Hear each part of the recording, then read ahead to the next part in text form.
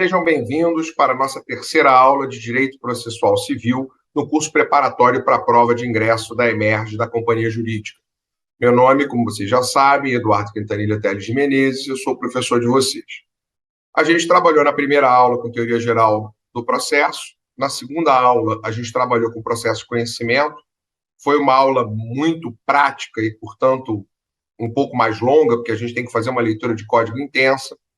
E a gente vai trabalhar agora, nessa terceira aula, com processo nos tribunais, com um foco muito marcado em recursos e também com cumprimento de sentença em execução, com um foco muito marcado em teoria geral.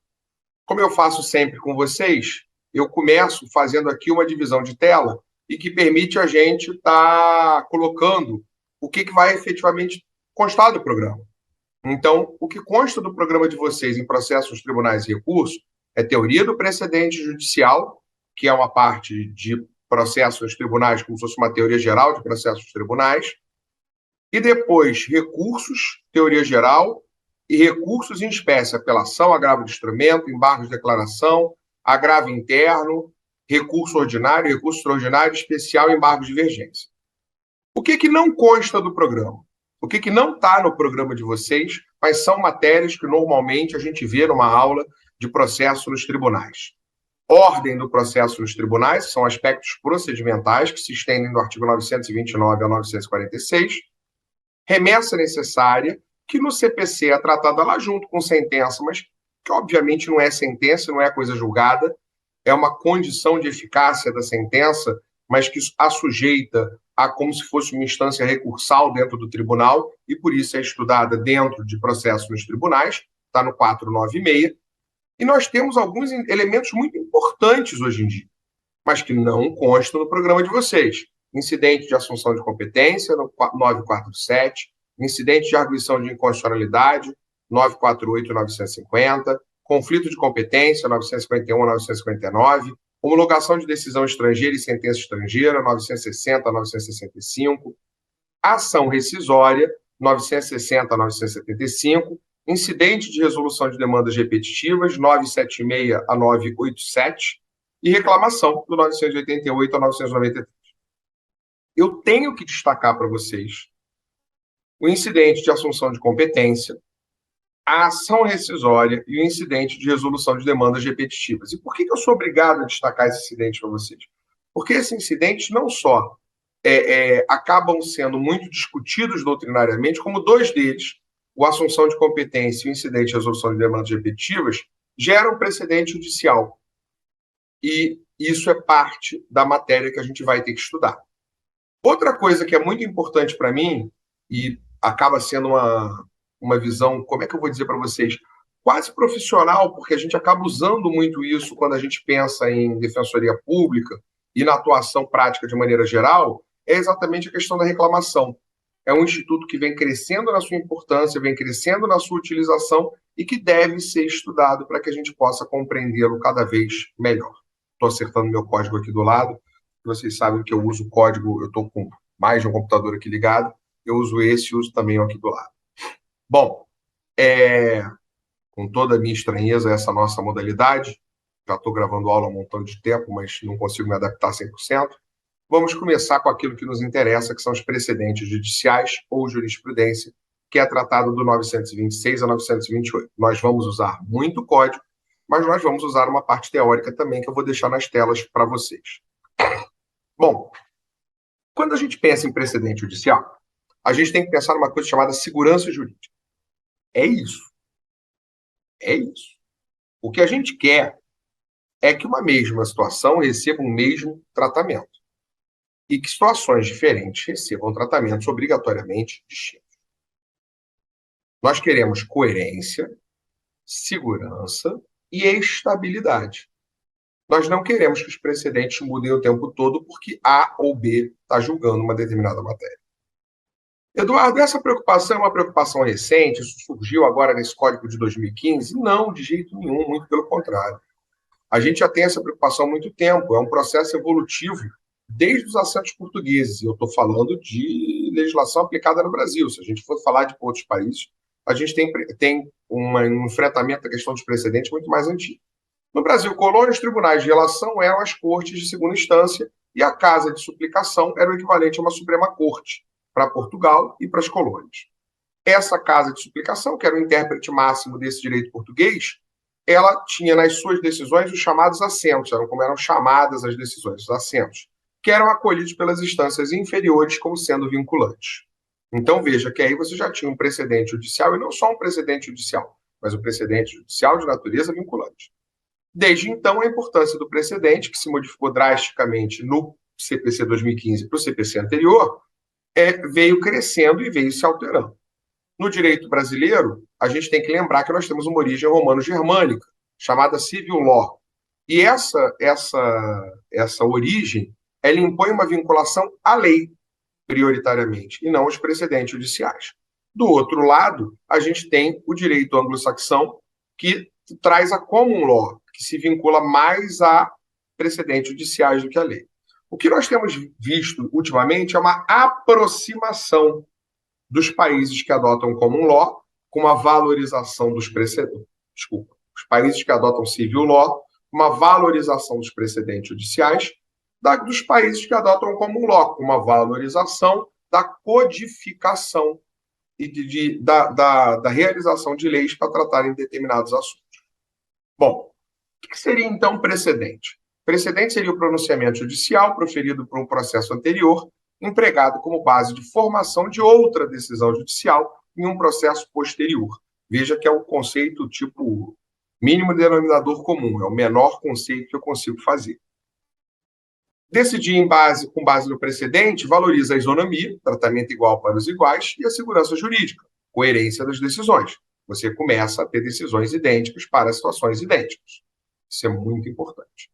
Eduardo, no direito brasileiro isso passou a ser valorizado no CPC 2015? Não. No direito brasileiro isso já era valorizado pelas súmulas, e já existiam súmulas vinculantes e não vinculantes antes do CPC 2015, e pela jurisprudência, que é um conjunto de decisões, e a diferença, basicamente, com os precedentes é a diferença quantitativa, porque a jurisprudência é um conjunto de decisões, um grupo de decisões no mesmo sentido, enquanto o precedente pode ser um único precedente. A gente já viu aqui que existem precedentes vinculantes e não vinculantes, e aí eu faço uma observação. Precedentes vinculantes. Para a maioria, são todas aquelas hipóteses do artigo 927.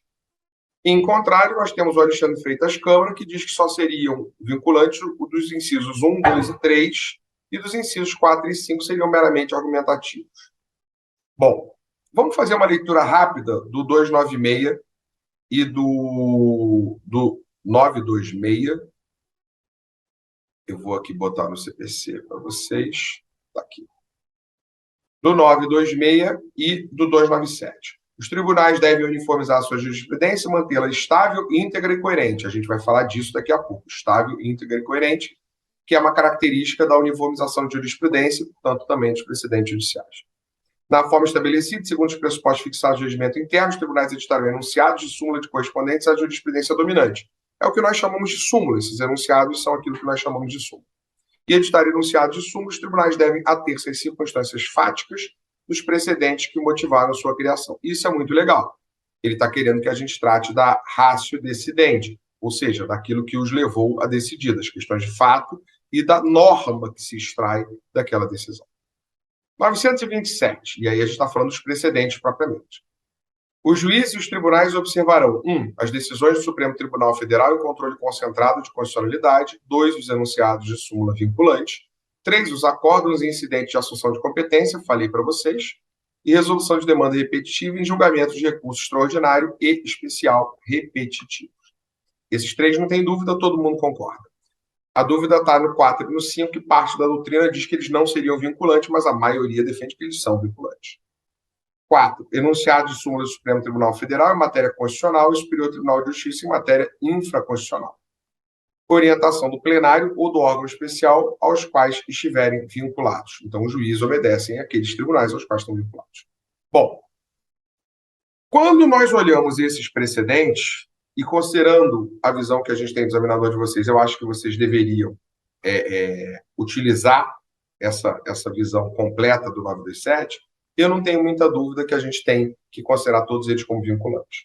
Eu vou ler para vocês uma decisão, daquelas que eu separei naquele material que eu mandei para vocês lá atrás, que fala exatamente da valorização dos precedentes judiciais. É uma apelação civil julgada pelo desembargador Eduardo Guzmão Alves de Brito Neto, examinador de vocês, em que ele fala de ação declaratória acumulada com cobrança, alegação de incorreta incorporação da gratificação de atividade, GEAT, no soldo recebido por policial militar.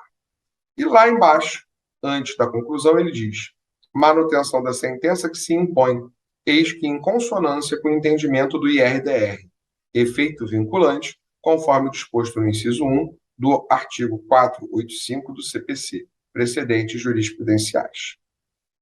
Vejam vocês que ele adota a teoria do precedente sem muita dificuldade, tá certo? Então, vamos adiante e vamos seguir aqui, retornando para a nossa matéria. Vou voltar aqui para o nosso... Bom, teve uma aula aí que eu fui fazer isso, fiz uma lambança, botei em outro lugar, acabou que ficou errado. Lá embaixo eu coloco ainda a frase: a adoção dos precedentes como forma de decidir tem origem no direito anglo-saxônico, common law, a gente já falou disso, e na common law, quem diz que uma decisão anterior é precedente é o próprio juiz. No direito brasileiro, é a lei. Então, na common law, é o juiz que, ao selecionar aquela decisão, a transforma em precedente. No direito brasileiro, nós temos o 927, que estabelece isso. Teoria dos precedentes, ratio decidente, é a tese assentada na motivação do provimento decisório. Ela também é chamada de holding, é aquilo que se prende, aquilo que agarra, que vai ser reproduzido. E ela é composta de que se compõe a ratio decidente? Fatos relevantes da causa, são elementos caracterizadores daquela demanda, fundamentação jurídica da decisão, é o fundamento judicial adotado para aquilo ali, e juízo decisório é aquilo que efetivamente se decidiu. Na verdade, é isso que se espera que seja reproduzido. Quando a gente tem uma situação como essa, é isso que a gente espera que seja reproduzido. E obter dicta, ou obter dicto, são os argumentos laterais que não integram a ratio decidente. Então, você não tem aí a ratio decidente, são só os fatos relevantes que caracterizam a situação, as teses, os aspectos, a fundamentação jurídica daquela decisão e o juízo decisório, que é o que efetivamente vai ser reproduzido. A obter dicta é tudo aquilo que não é ratio decidente, mas é tratado. Bom, como é que você pode criar um precedente e, em algum momento, você fazer uma crítica a esse precedente? Ah, Eduardo, você pode fazer essa crítica no momento de criação. Beleza. Todos esses precedentes que a gente está vendo são precedentes que podem contar com uma certa participação das partes e, eventualmente, terceiros. Inclusive, havendo no IRDR, por exemplo, a previsão de você fazer audiência pública, que muitos consideram que pode ser levada até mesmo para o incidente de assunção de competência.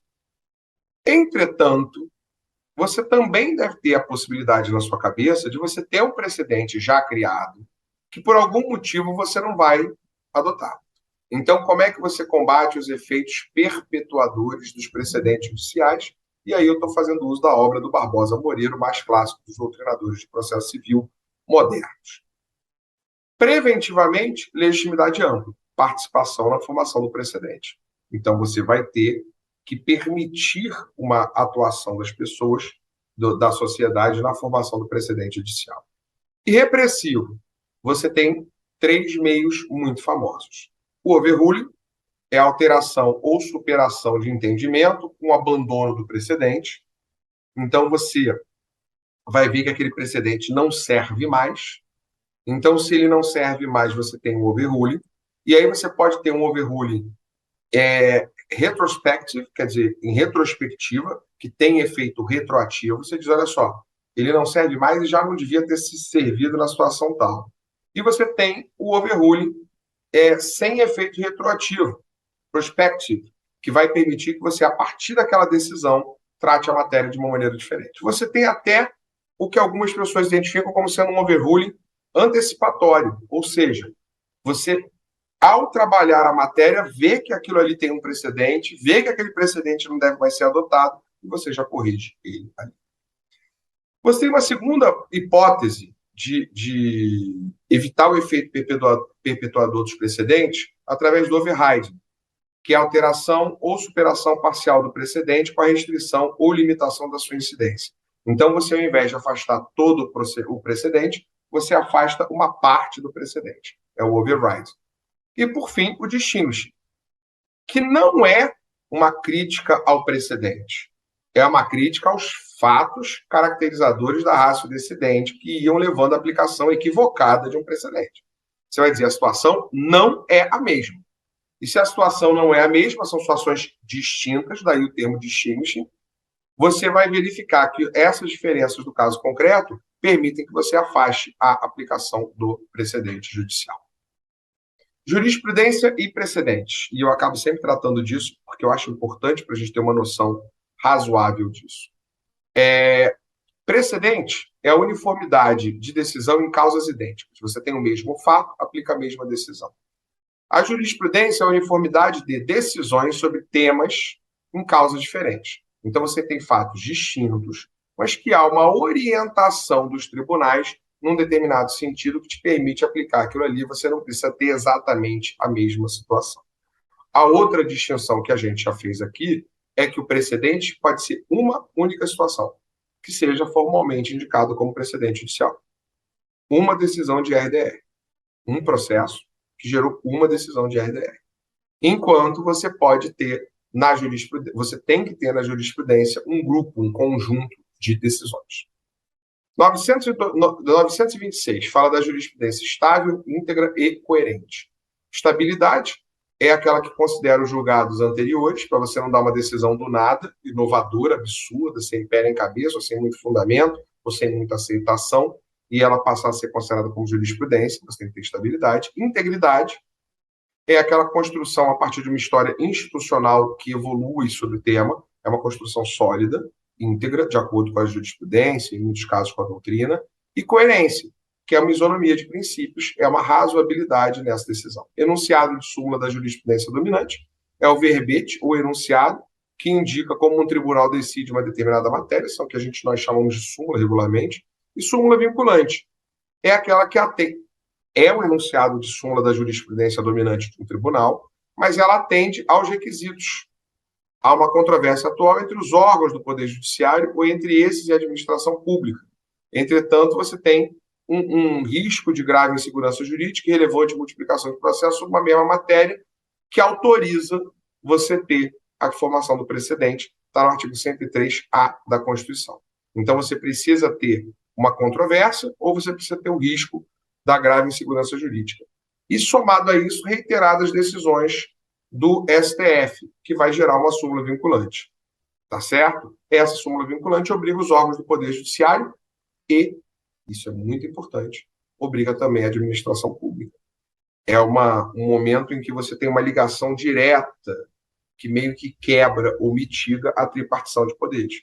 Porque você vai ter um ato do Poder Judiciário, súmula vinculante, que vai obrigar o Poder Executivo sem ter sido destinado diretamente a ele. A súmula que não é vinculante, como a gente já falou, ela é de natureza persuasiva, entendeu? Ela vai ter uma natureza de influenciar a decisão sem que tenha uma obrigatoriedade, perfeito? Então, se não tiver na hipótese 927, não for vinculante, ela vai ter natureza tão somente persuasiva. Ordem dos processos nos tribunais. Eu não vou poder falar disso tudo com vocês, até porque, como eu disse, não está no programa.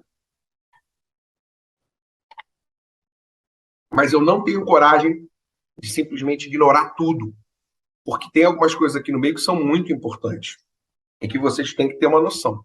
Então, eu vou fazer uma leitura desses elementos que eu reputei mais importantes e espero que vocês possam fazer uma leitura disso no código. Havendo qualquer dúvida, manda para a companhia jurídica que eu vou tentar sanar para vocês. Prevenção. Mesmo processo ou processo conexo. Está no artigo 930, parágrafo único. Então, se você tiver um recurso, você tem uma que sobe ao tribunal, o órgão que foi selecionado pela distribuição para julgar aquele recurso o torna prevento para todos os recursos do mesmo processo ou de processos conexos. Poderes do relator, estão no 932, são muito usados. O desembargador, que é da banca de vocês usa a própria aquela decisão que eu disse, ele lá no final coloca recurso conhecido ao qual se nega provimento monocraticamente, com base no 932, inciso 4C do CPC. Quer dizer, ele cita aquilo o tempo todo. Vamos adiante. Sustentação oral, as hipóteses, apreciação de fato superveniente, a necessidade de existência de contraditório, está no 933. Sustentação oral, as hipóteses em que isso ocorre, principalmente lembrando que o agravo não cabe, com exceção do agravo da tutela provisória de urgência. Preservação do processo com vício sanável. Você tenta sempre preservar o processo. Assim como você um julgamento de questão preliminar, ambos no 938. Quer dizer, você vai ter aí uma preocupação muito grande exatamente com preservar o processo para que você garanta essa possibilidade, tá certo? Bom, produção da prova, possibilidade de conversão em diligência, também está no 938. Então, você não pode produzir a prova no tribunal, você vai lá e converte ela em diligência para você poder ter sua produção se ela for necessária. Pedido de vista dos autos, está no 940, tem um prazo de 10 dias, tem que botar em julgamento logo depois. Voto vencido como parte do acórdão, está no 941, parágrafo 3º, tem que se lembrar disso, porque o voto vencido, na verdade, ele integra o acórdão. No Tribunal de Justiça tem até um trabalho muito interessante feito por um desembargador, era o doutor Marco Antônio Ibrahim, que faz um ementário de votos vencidos, muito interessante. Fenômeno da dispersão de votos, que é também muito importante para a gente, vale a pena ser dada uma lida no 942. A questão da não publicação do acordo em 30 dias, permitindo sua substituição pelas notas taquigráficas, isso é uma luta na prática, isso não funciona bem na prática, mas tem uma previsão legal para também gerar uma razoável duração do processo, está no 944. E a questão do julgamento conjunto do agravo de instrumento e da apelação sobre o mesmo processo, que pode ser ou feito primeiro de agravo e depois apelação, ou, se forem na mesma sessão, apreciando só primeiro o agravo e depois a apelação. Tá certo? Eu tenho que sugerir para vocês de novo a leitura do código. É muita matéria, eu sei, e são poucas questões, eu também sei, mas a gente tem que fazer uma leitura geral. Bom, vou seguir com o programa. Não vou fazer a leitura de uma série de institutos que a gente poderia até tratar aqui, mas que, como eu já disse para vocês, não estão figurando no programa de vocês e, portanto, a gente não vai gastar um tempo que a gente não tem com isso. Vamos passar direto, então, para a teoria geral dos recursos. 994 até o 1008. Vamos lá. Introdução. Os valores na construção do ordenamento jurídico são a segurança e a justiça. O Fux tem uma frase muito boa. Juiz bom não é o juiz que decide rápido, nem é o juiz que decide bem. É o juiz que decide bem e rápido. A gente pode acrescentar, sem medo de errar, que o juiz bom é aquele que decide bem, rápido, e que também decide de forma coerente. Por que eu estou falando de forma coerente? Porque não tem coisa pior do que você ter duas pessoas com uma situação absolutamente idêntica que têm decisões judiciais distintas. Então, a finalidade da atividade jurisdicional é a pacificação social com justiça. É o que diz do Cândido Rangel de Lamarck. Para que eu tenha pacificação social, eu tenho que ter isonomia. Aqui em horários desiguais, de forma desigual, na medida das suas desigualdades, e, a contrário senso, os iguais de maneira igual. Então, tem que haver também uma sensação de coerência. Os recursos estão aí para isso. Os recursos estão, de uma certa maneira, buscando centralizar a atividade jurisdicional, trazendo para um número menor de pessoas e de forma mais centralizada a decisão sobre uma matéria que diversos juízes tiveram que abordar em diversas situações diferentes. Bom, o que a gente está dizendo é que é absolutamente natural que haja um questionamento ou uma crítica dos atos judiciários que sejam contrários aos interesses das partes. E daí que nascem as impugnações judiciais, que são principalmente os recursos, mas eventualmente as ações autônomas ou os sucedâneos recursais. Conceito de recurso. E esse, para mim, é especialmente caro, porque ainda é uma parte da matéria que a gente pode tratar na veia daquilo que disse Barbosa Moreira, que é um grande professor de processo, não deixou de ser com seu falecimento, e um imenso acadêmico e doutrinador. Recurso é um remédio voluntário, idôneo a ensejar, dentro do mesmo processo, a reforma, a invalidação, o esclarecimento ou a integração da decisão judicial que se impugna. Ele é voluntário porque ele é um ato de vontade, ele é um desdobramento do direito de ação, ele é a manifestação da insatisfação da parte. O 946, como a gente já falou, duplo grau de jurisdição ou reexame necessário, duplo grau de jurisdição obrigatório ou reexame necessário, que não é recurso, exatamente porque ele não é voluntário. Ele é uma condição de eficácia da sentença. Sem ele, a sentença não é eficaz. Mas ele não é recurso porque ele não tem a voluntariedade. Em contrário, historicamente, a gente tem a posição do professor Sérgio Berlucci. O segundo elemento que eu vou destacar do conceito do Barbosa Moreira é dentro do mesmo processo. O recurso não dá origem a um novo processo. Ele é diferente de uma ação autônoma de impugnação, como a ação rescisória ou contra o HC, em face de uma decisão interlocutória que determina a prisão de alguém, uma prisão civil de alguém, por exemplo, por alimentos. O recurso não inaugura uma nova relação processual. Mesmo que ele vá em autos apartados, e hoje com o processo eletrônico a gente nem visualiza mais isso, ele funciona dentro da mesma relação processual. Bom, e o que esse recurso pode querer? A primeira coisa que ele pode querer é a reforma, que se vincula à existência de um erro in judicando, que é o erro de julgamento, é o erro na apreciação, nas alegações e nas provas. O juiz profere uma declaração errônea da vontade da lei ou da solução dada ao caso concreto, e nesse caso é importante submeter essa decisão a um grupo de magistrados que possa reformá-la. A instância recursal profere uma nova decisão ao caso e essa decisão substitui, fica no lugar daquela decisão anterior que foi reformada. A segunda possibilidade do recurso é a invalidação. Então, esse vincula a existência de um errorim procedendo, ou seja, você tem um descumprimento de uma norma de caráter processual. Você tem uma norma formal, por exemplo, de competência, e você atinge essa norma. Ah, Eduardo, então a gente declara o processo nulo porque ocorre uma incompetência absoluta. Sim. Ah, aquela decisão que é de direito material não tem mais valor. Não. Os fatos não se alteraram. Então, muito provavelmente, se você tiver o julgamento de novo por um juízo competente, se a questão de prova e de alegações foi correta, a decisão volta a ser a mesma. Agora, o que acontece aí? Você tem um vício de forma. E esse vício de forma acarreta uma invalidade, e uma vez sendo invalidada a decisão, ela é retirada do mundo jurídico. Se ela é retirada do mundo jurídico, não é o tribunal que dá outra decisão obrigatoriamente. Isso pode acontecer. No caso da teoria da causa madura, em algumas poucas situações. Mas em condições normais, você vai devolver os autos para o juiz originário para que esse juiz originário prolate uma nova decisão.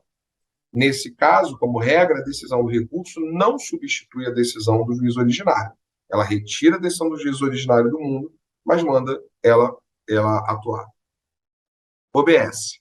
Em razão da preservação do processo, isso só ocorre quando o vício não pode ser sanado. Óbvio.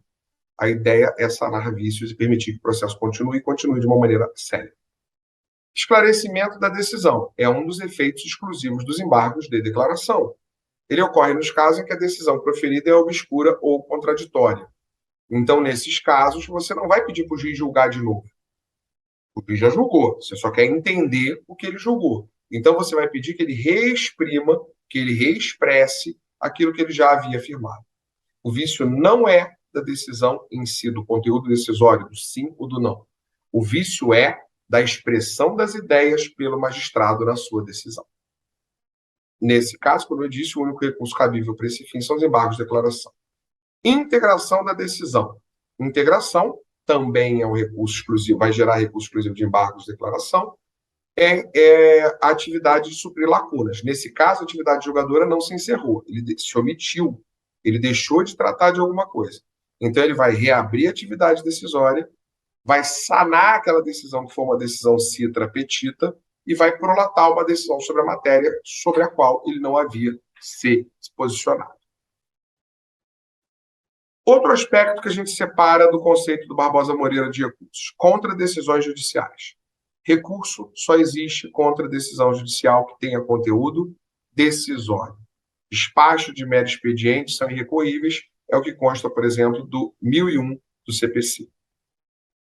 O Marco Antônio Rodrigues, que é um procurador do Estado, grande professor de processo civil, professor da LGV, professor de cursos jurídicos, professor da pós da UERJ, ele inclui no conceito de recurso, além disso tudo que o Barbosa Moreira colocou, a necessidade de previsão legal em razão da adoção do princípio da taxatividade.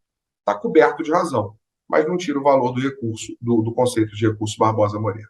Outro conceito de recurso que eu trago para vocês, e que particularmente eu gosto muito, é de um professor de vocês também, que trabalhou com juizado e que no mestrado desenvolveu esse conceito.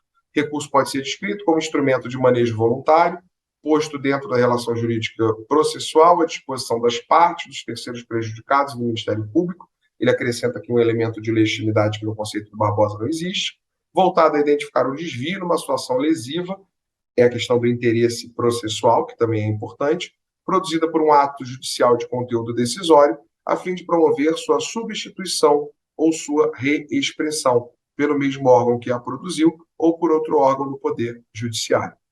Porque substituição seria na reforma pelo órgão julgador do recurso ou pelo próprio órgão que produziu a decisão originária, no caso de uma invalidação em que aquela decisão é retirada do mundo jurídico. E a expressão é o que vai acontecer no caso dos embargos de declaração. A omissão também poderia ser considerada uma substituição, porque ele substitui a decisão por uma mais completa. Tá certo? Perfeito. Vamos agora avaliar funções de recursos, mas a gente começa isso no nosso próximo bloco, então na nossa próxima aula. Vou dar uma parada aqui. Muito obrigado.